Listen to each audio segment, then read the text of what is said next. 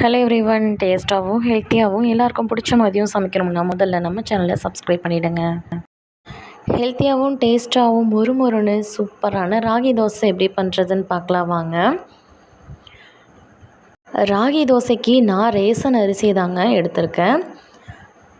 இந்த பவுலில் 2 பவுல் ரேசன் அரிசி சேர்த்துக்கலாம்.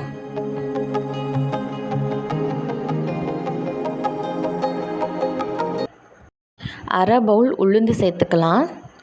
1 பவுல் ராகி சேர்த்துக்கலாம்.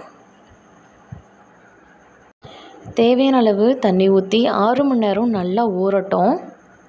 இப்போது 2-3 டைம் நல்லா கழுவி எடுத்துக்கலாம்.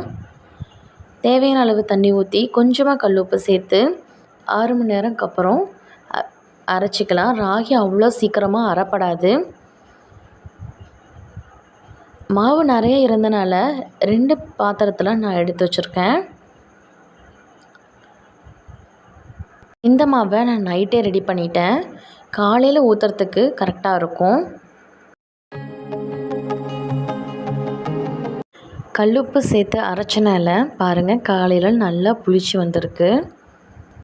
இப்போது தோசை ஊற்றலாம். கல் நல்லா சூடானதும் 1 கரண்டி மாவு எடுத்து சுற்றினோம்னா ஒரு சூப்பரான மொறுமொறுன்னு ஹெல்த்தியான ராகி தோசை ரெடி ஆயிடுச்சு. குழந்தைங்களுக்கு கொடுங்க, ரொம்பவே விரும்பி சாப்பிடுவாங்க.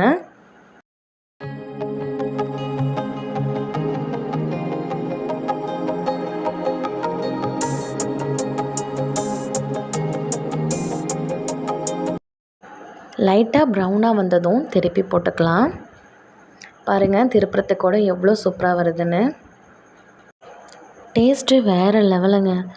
இந்த தோசைக்கு எந்த சட்னி வேணாலும் தொட்டுக்கலாம்.